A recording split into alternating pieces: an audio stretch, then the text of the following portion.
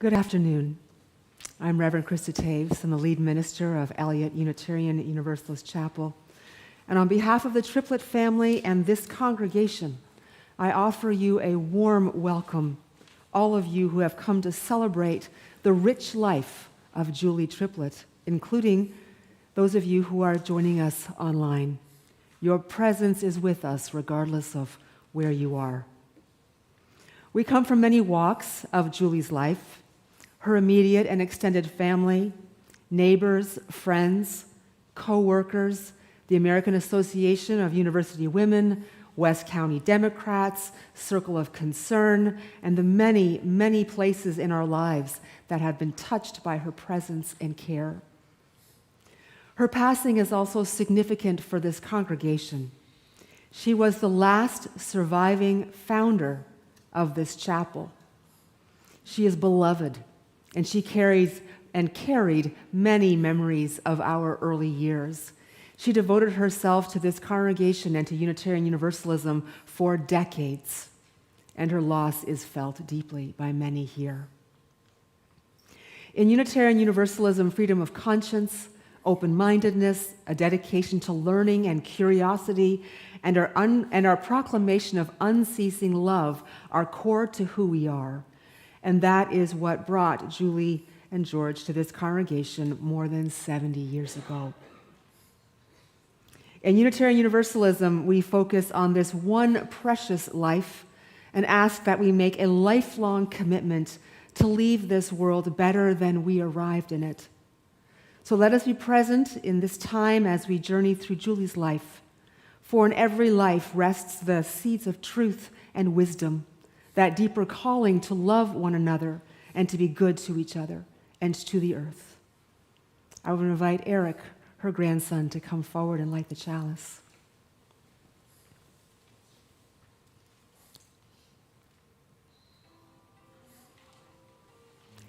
In Unitarian Universalism, we light a chalice, symbol of our faith, to recognize that we have entered sacred space and have prepared our hearts and minds for the blessing of beloved community, which is created whenever we gather. We light this chalice in honor of Julie Triplett. As the chalice flame lights this moment, may Julie's life, a life lived well and richly, enlighten our hearts, minds, and spirits.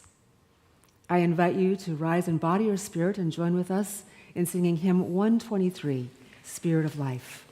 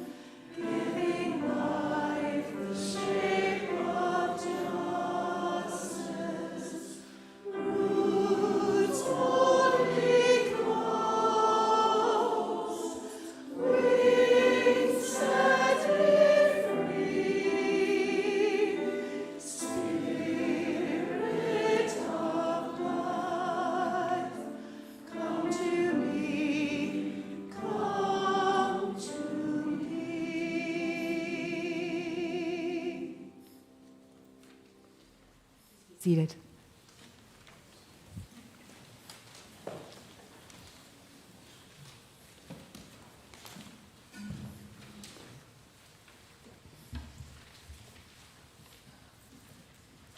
I grew up knowing the friendship my parents had with the Triplets. You'll hear a lot about that today, and many of you know about that. But my personal relationship with Julie really began when we served together in the search committee that called Reverend Gaydon to this congregation. It was during that 3 years of discernment and traveling to check out candidates, including one trip to a church one Sunday morning when we got pulled over by an Illinois cop and we had to talk our way out of a ticket. It was during this time that I came to really know and love Julie for the gem that she was for all of us. Today, I'm honored to share this reading by Ralph Waldo Emerson in her memory. To laugh often and love much, to win and hold the respect of intelligent persons and the affection of little people, to earn the approbation of honest critics and to endure without flinching the betrayal of false friends, to appreciate beauty always, whether in earth's creations or human handiwork, to have sought for and found the best in others, and to given it oneself, to leave the world better than one found it, whether by a healthy child, a garden patch, a cheery letter, or a redeemed social condition, to have played with enthusiasm, laughed with exuberance, and sung with exultation, to go down to dust and dreams, knowing that the world is a wee bit better and that even a single life breathes easier because we have lived well. This is to have succeeded.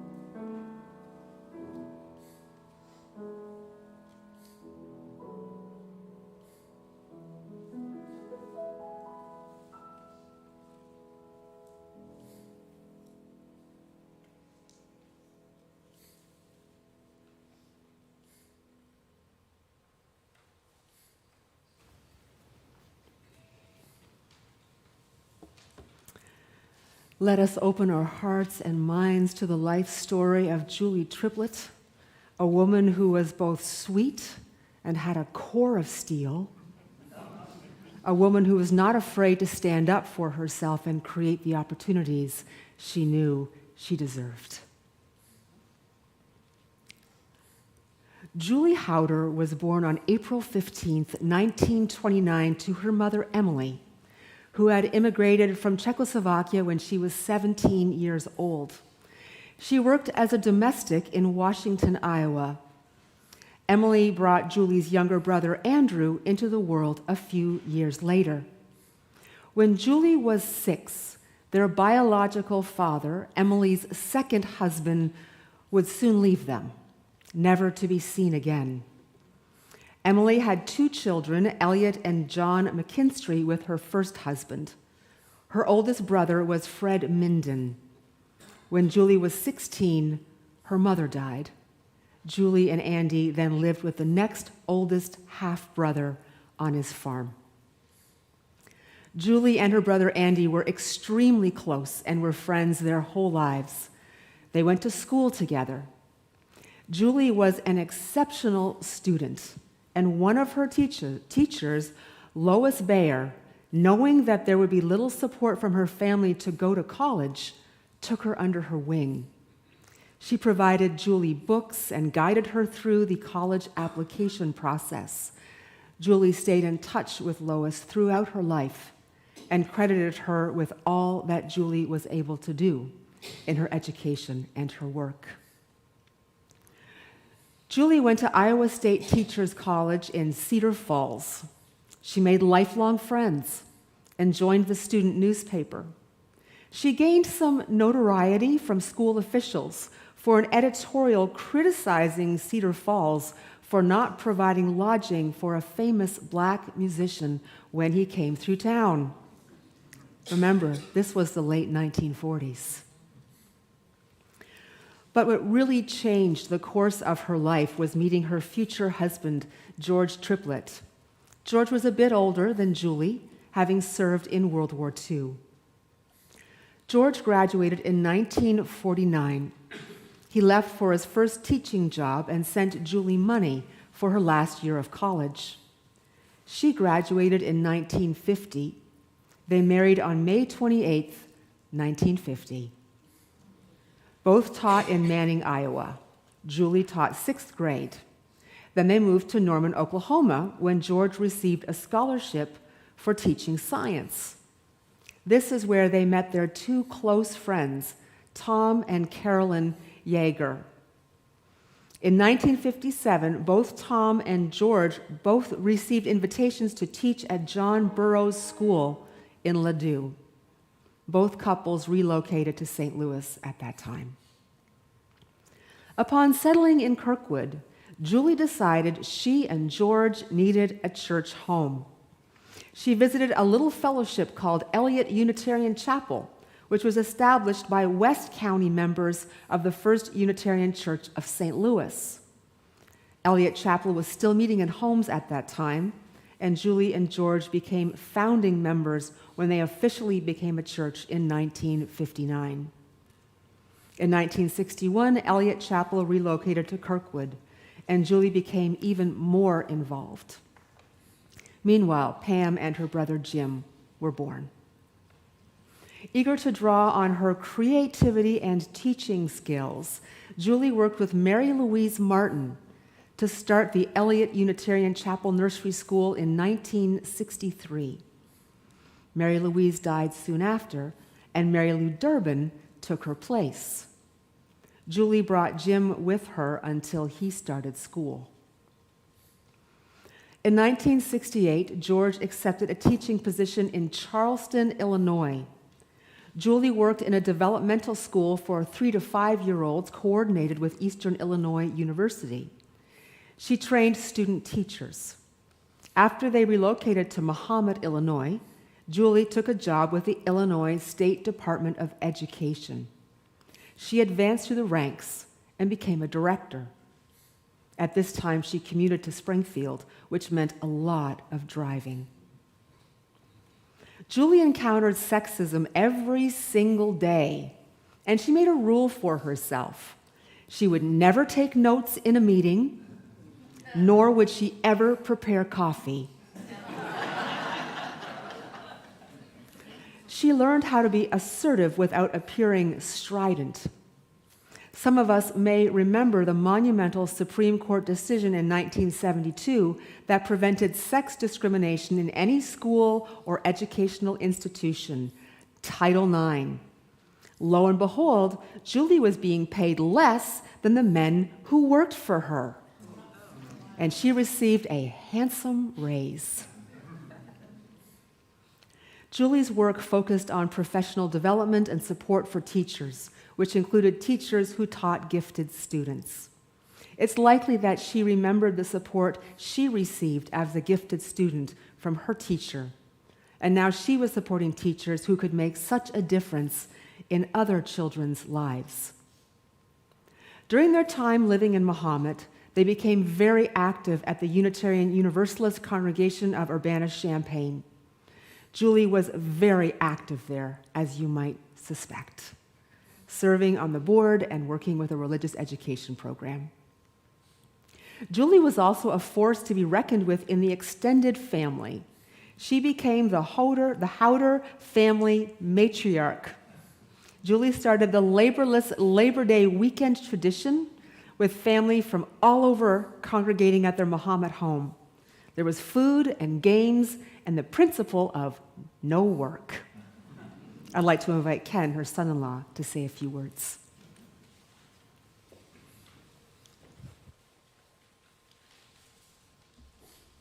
Good afternoon. I am Ken Denson, and I had the distinct good fortune to meet Pam Triplett in a chance encounter in the summer of 1982. Pam had returned to St. Louis in 1981 to attend Washington University Law School. We had been separately invited to a birthday party in a park, and we wound up never separating and married in 1984 after Pam graduated from law school. My second good fortune was the in-laws that I inherited by marrying Pam. George and Julie Triplett. In the lottery of intertwining two and sometimes more families via marriage, I hit the mega jackpot. I'll just finish with a couple of brief observations and experience of being Julie Triplett's son-in-law, a title I cherished. I first met Julie in September 1982. While living in Illinois, as Reverend Krista just said, George and Julie had started the Laborless Day weekend, and we went from St. Louis to Mahomet, Illinois to join in that.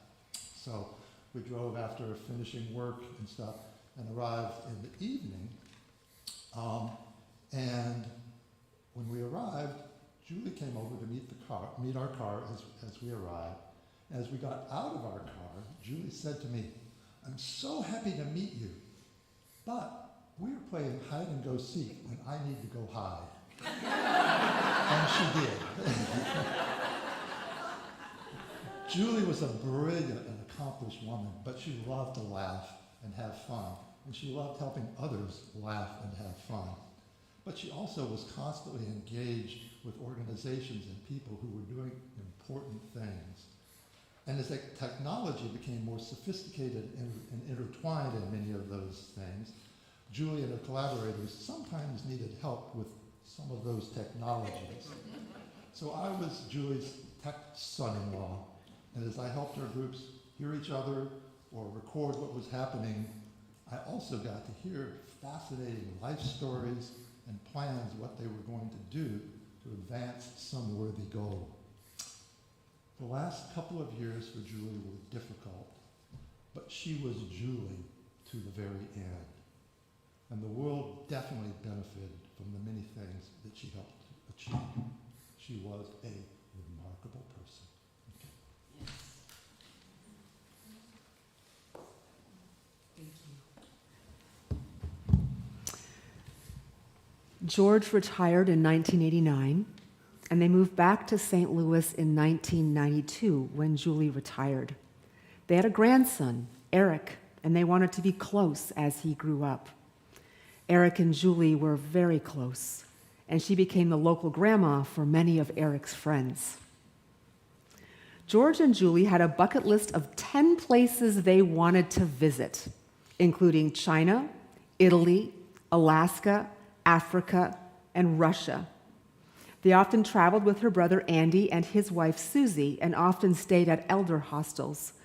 They took Eric, his friend Peter, and later their grandson Drake to intergenerational elder hostels, which both grandparents and kids really enjoyed. Julie loved being back in St. Louis. She adored the opera, the symphony, and the St. Louis Cardinals. However, she remained a staunch Illini fan. She would have loved this year's NCAA tournament. She returned here to Eliot Chapel and was warmly welcomed back. I'd like to invite Claire Robinson, who also volunteered with the nursery school and had a leadership role in Women's Alliance, to share some words.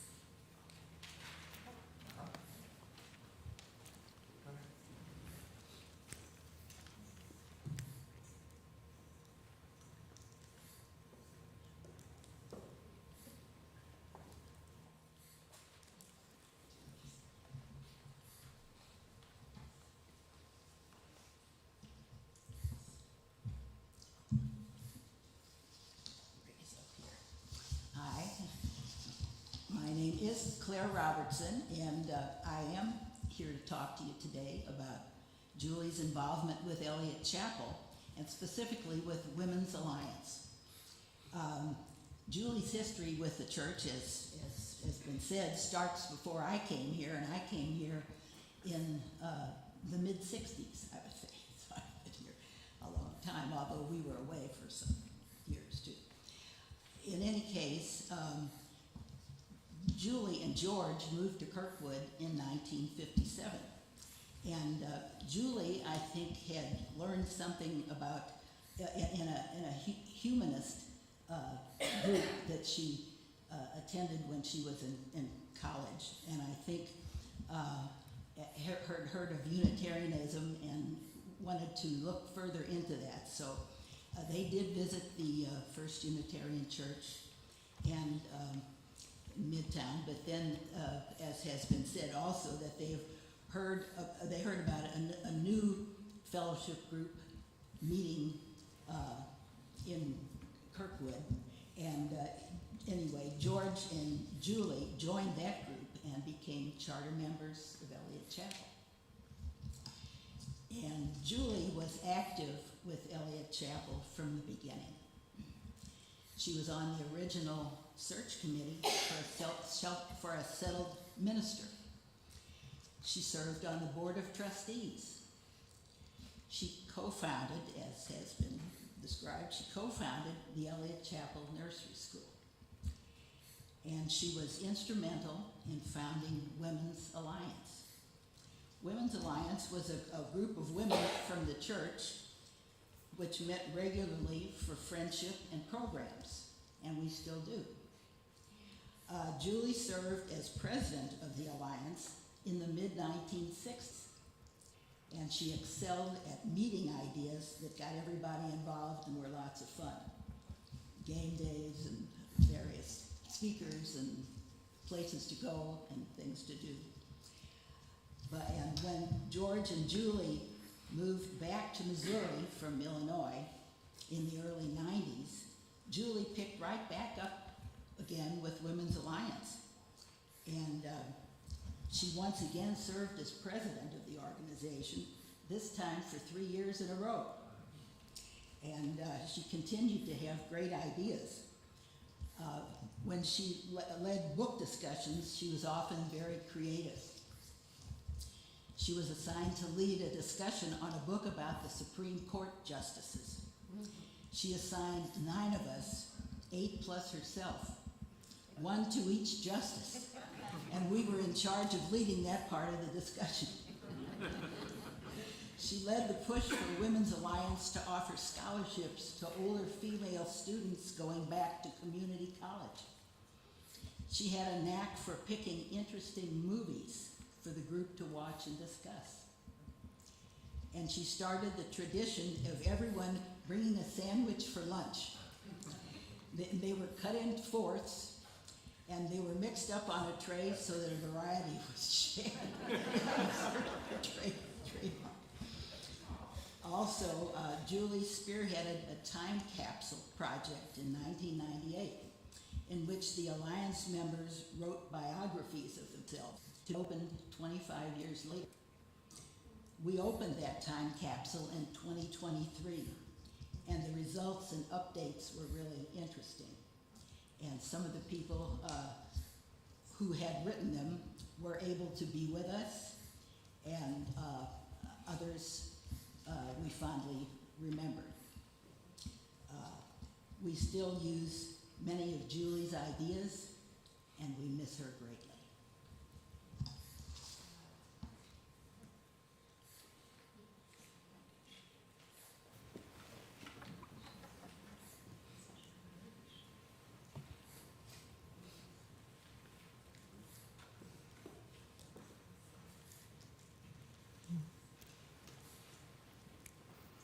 I'd invite Glenn Conan to speak about Julie's involvement with the West County Democrats.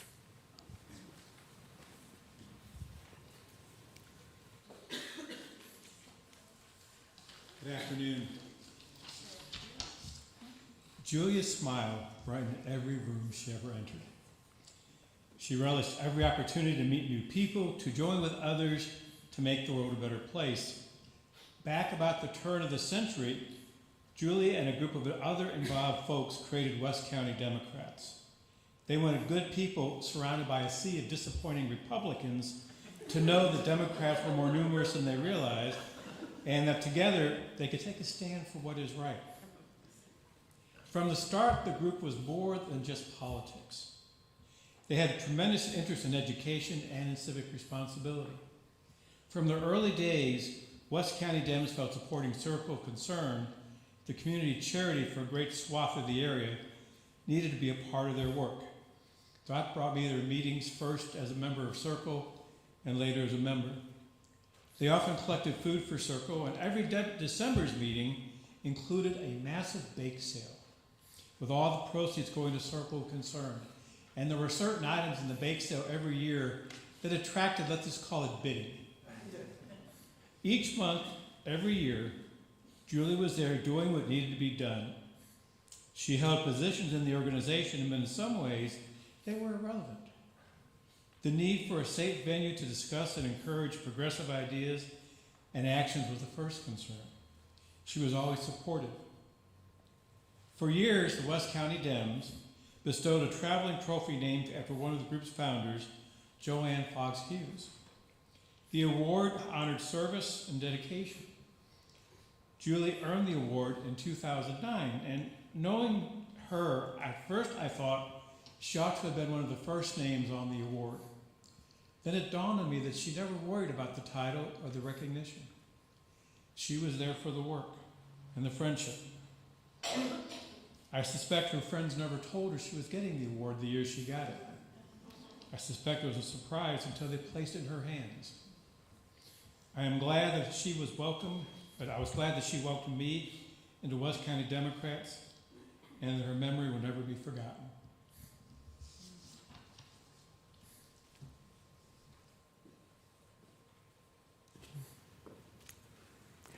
Julie also joined the St. Louis chapter of the American Association of University Women, and I'd invite Pat Shores from the AUW to come share more.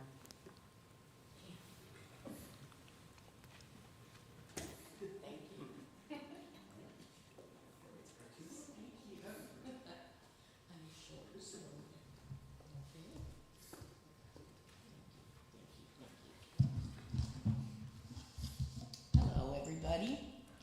When I first moved to St. Louis about 25 years ago, I thought, I don't know anybody here.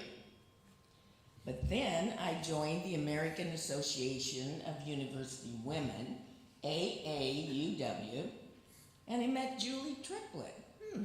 Julie Triplett sounded a little familiar.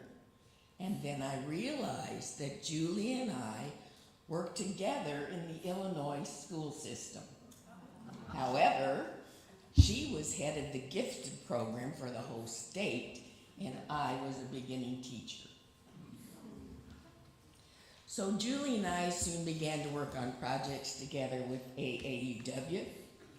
We used to say, if you see Julie coming and she says, I have an idea, you better turn and go the other way. Because if you don't, you're going to be involved in something demanding, but one of the most wonderful things you've ever done.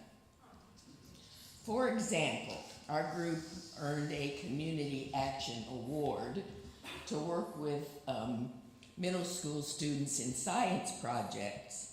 So we went along for a year, we had a wonderful time, and then we wanted to continue, but the money ran out.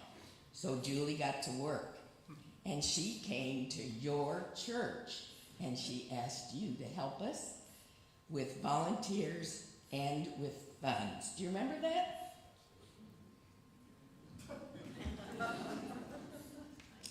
Julie was not only single-minded about seeing a project to its end, but her inventive mind developed new ones to enjoy. She heard that the Smithsonian was recording women's stories, and she thought, well, our group has a lot of wonderful stories to tell. So she started Munching Matters, Food for Thought, where members met for lunch to hear about the careers and accomplishments of our fellow members. Things like having a heart transplant, adopting a child, or running a small business around turtles and tortoises.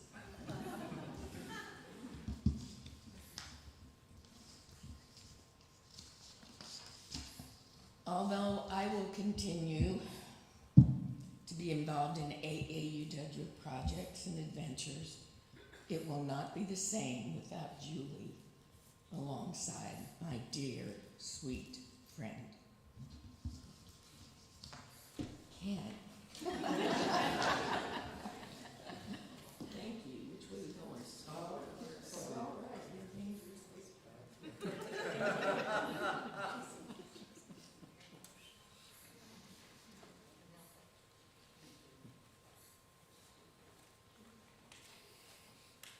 George's health changed in 2008, and he died in 2010.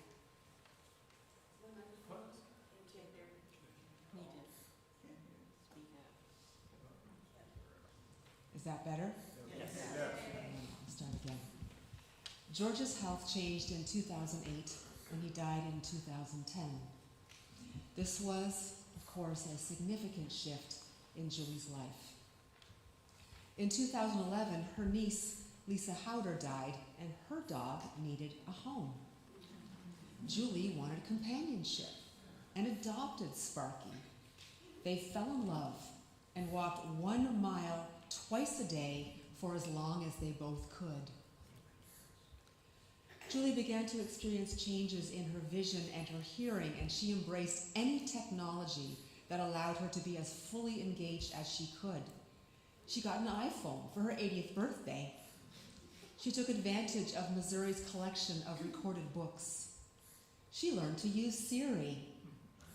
She belonged to many book groups, and later in life she added audiobooks to satisfy her lifelong hunger for reading. And she had an army of close friends who always made sure she had a ride. When she lost her vision, she moved to the Fountains. Ken and Pam lived close by in Chesterfield. Julie had another significant loss in 2018 when her son Jim died of a heart attack. Julie loved being a mother, and her children were her pride and joy. Jim's death affected her deeply, as it did Pam. They were each other's family after Jim's death. Throughout all of this, Julie and Pam were very close, often seeing each other every day. Andy died in 1997, that was her brother.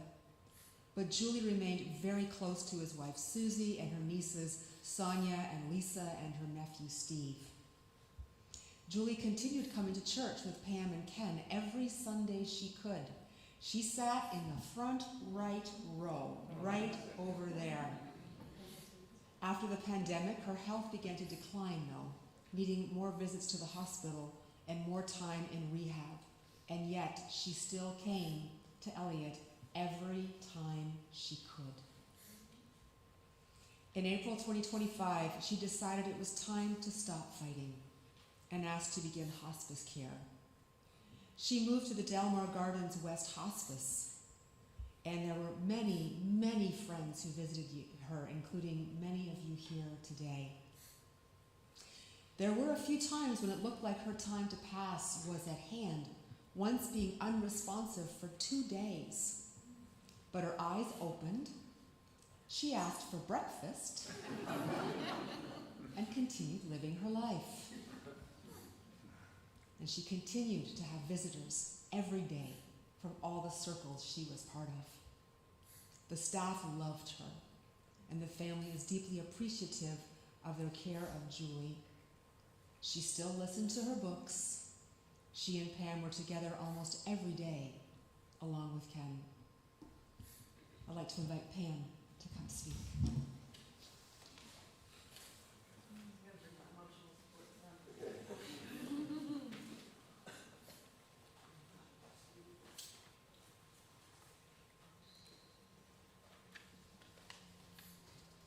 Hi. I'd like to talk to you about my mom. She was awesome. Sometimes you get women who are so productive in society that they are less productive at home, but that was not the case here. She was loving, creative, supportive, enforced rules when they had to be. She was super smart. I used to say, though, that she never lost a friend. She collected friends. That's why there's so many people here, even though she was 95, almost 96 when she died. Same was true of family. She collected them too. In fact, we had a rule in our family that anyone who wanted to be a cousin could be a cousin. Mom was very creative. One of the things she loved was knitting. During the poncho craze back in the 70s, she made anyone who wanted one a poncho. I still have a little one from my, I don't know if it was me or somebody, a child size one. Probably Lisa. One year at Thanksgiving at her brother's house, Mom showed up with a whole bag full of hand-knitted slippers. She had enough for everyone, and we had to pick them all out. That gift actually started a tradition in the family, which we called girl gifts.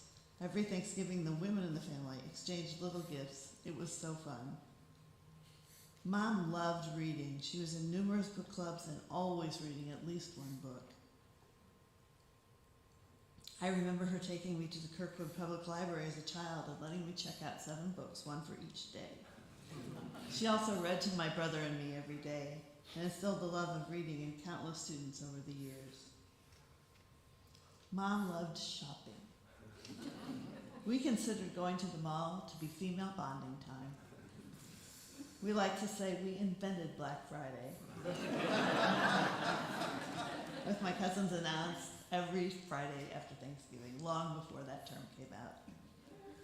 Once Mom could no longer get around, I would take her to Kohl's, which had free wheelchairs right in the front of the store. So she would get into the store and I would get her into a wheelchair and go all around the store doing our shopping. Mom really loved jewelry. She loved jewelry. And she collected a lot of jewelry over the years, especially earrings. In the spirit of my mother, I have brought a box full of earrings, which are out on a table in the reception area by the pictures. Please feel free to take one pair. I know Mom would be happy that they are going to her friends. If you'd like to make a little donation in the basket to the church, that'd be okay too. That would make her happy. Mom wasn't necessarily the funniest or the most glamorous mother, but over the years, many friends have told me that they wish she was their mom. I had friends who would come over ostensibly to see me and spend the whole evening talking to Mom. People gravitated to her, and she was kind to everyone.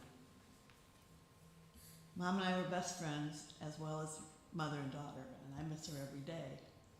She was also a fabulous grandmother, and Eric's going to talk to you a little bit about that.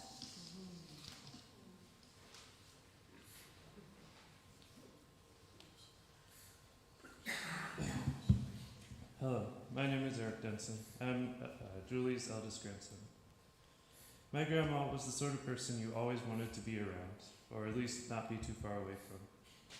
My earliest memory takes place at my grandmother's old home in Mahomet, Illinois. I was a toddler, standing in a playpen in the middle of their living room, looking around with all the wonder of a 2-year-old, and my grandmother walked by. The memory is a snapshot and doesn't have much other context. I don't know any better now what was going on than I did back then, but it's fitting because she was involved in my life from the very start. Not long after my first memory, she and my grandpa moved to St. Louis so they could be a bigger part of my life. From then on, my grandma and I were inseparable. She had a way of making everything special. Many nights I'd sleep over at my grandparents' house, and we'd build fires to cook hot dogs and marshmallows, not at the same time, to be clear, and make s'mores. We would camp out in front of the fire and make up stories. On family vacations, she would transform being relegated to the back of our minivans into a privilege of getting to sit in the back seat. For my 6th grade graduation, I was asked to write a speech, so we wrote it from the back seat of the minivan on a spring break trip. My school made all 50 or so of us write speeches and give them during the ceremony about our passions in life or what we had learned at Chesterfield Day School. If you're wondering how interesting that could possibly be to listen to that many variations of largely the same speech, the answer is not very interesting at all.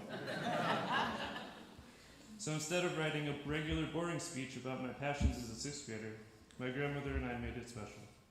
We wrote a song about what I had learned at school, set to the tune of When I Was a Lad from HMS Pinafore, the 6th grade musical of that year. It included audience participation. And yes, my speech was the best one. And also yes, having my last name starting with D made the rest of the evening feel that much longer. That was my grandma's magic touch, to give me the confidence to perform that in front of everyone and to help make it good enough to be memorable. A grandmother's magic is best as a child, but she remained a major piece of my life as I grew up and became an adult. She was at all my graduations. She helped me through my first year of teaching. She helped me move back to St. Louis after my first year of teaching fell apart. She never asked anything in return, but I remember her gigantic smile when I bought her dinner as a thank you for helping me move. I remember how happy she was in my commitment ceremony to tell everyone how much she loved me and how proud she was of who I had become. She died just a few days before turning 96, and I feel like she did it to avoid being fussed over. I know how much she didn't want to cause anyone trouble. I knew her for 35 years, and it was nowhere near long enough. I still miss her every day, and likely will for all my days to come. Thank you. Thanks, Eric.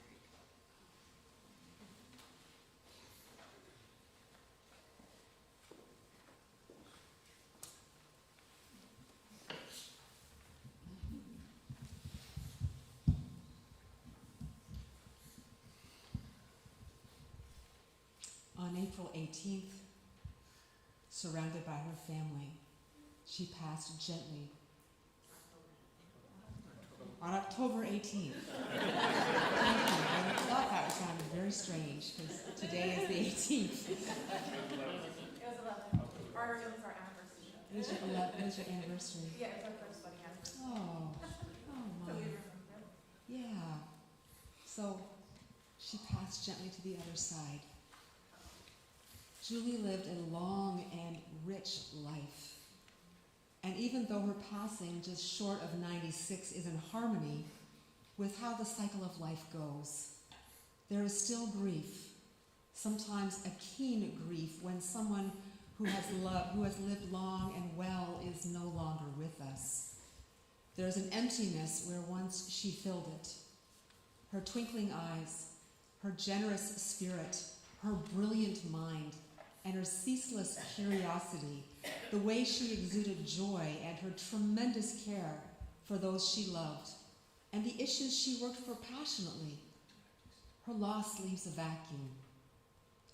And yet the keenness of the grief and loss reveals the power of the love we held for her and she held for us. Wherever Julie is, she is at peace. But here, we are the ones who are left with the task of rebuilding days that were once centered on her, or days that were lived with the assurance that she was still here among us. There's a beautiful poem about grief by Denise Levertov that gives us permission to welcome grief as someone who deserves to move in for a while and be our constant companion. And I think both of Julie and her beloved dog, Sparky, who I think would appreciate it. Ah, grief. I should not treat you like a homeless dog who comes to the back door for a crust, for a meatless bone. I should trust you. I should coax you into the house and give you your own corner, a worn mat to lie on, your own water dish. You think I don't know that you've been living under my porch? You long for your real place to be readied before winter comes. You need your name, your collar, and tag. You need the right to warn off intruders, to consider my house your own, and me your person, and yourself my own dog.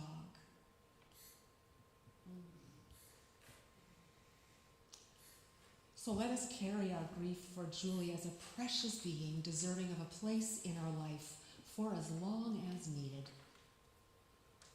Julie is survived by daughter Pam, son-in-law Ken, grandson Eric, granddaughter-in-law Eleanor, grandson Drake, and many loving family and friends. She is survived by her legacy of a deep commitment to education, women's rights, liberal values, human dignity, and Unitarian Universalism. May her passions now rest in our hearts and become our own. Amen.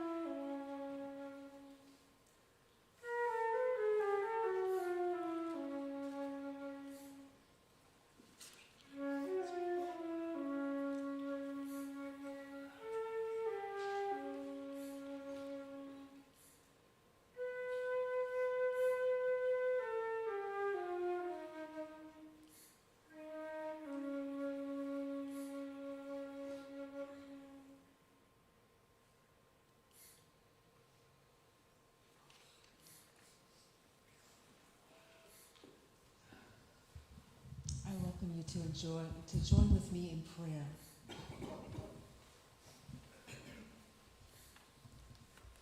Spirit of life and love, we give thanks for Julie's life. We give thanks for her loyalty, her commitment to women, education, children, her devotion to justice, equity, fairness, compassion. And we give thanks for her deep love of her family, her dear friends, and this congregation. Julie made this world a better place. May we who mourn her death be granted the gifts of peace and understanding. For anything left unfinished and unsaid, may we find acceptance and forgiveness. Let us remain ceaselessly thankful for her life and for her legacy that now lives through those who she loved. May we offer our love and care to those who feel her absence most keenly. May you know that you are not alone. You are surrounded by a cloud of witnesses, by the spirit of love and by the deep caring of too many to name. Let us enter into a moment of silence to honor Julie.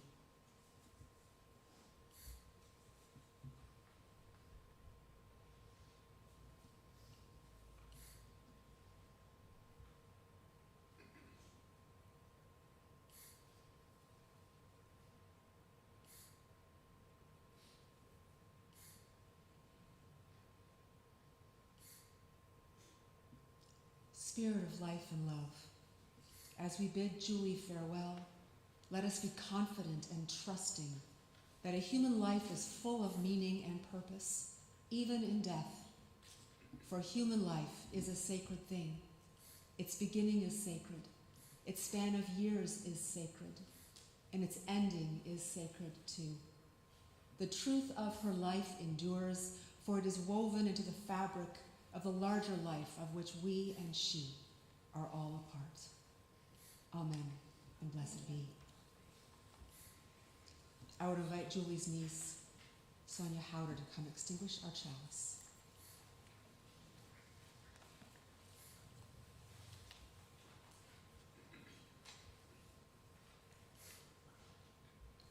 As we extinguish this chalice, may the light that once was Julie, living and breathing among us, now rest in our hearts. For all who see God, may God go with you. For all who embrace life, may life return your affection. For all who seek a right path, may a way be found and the courage to take it step by step. On behalf of the family, thank you for being with us today. The family invites you now to a reception in Adams Hall. Thank you.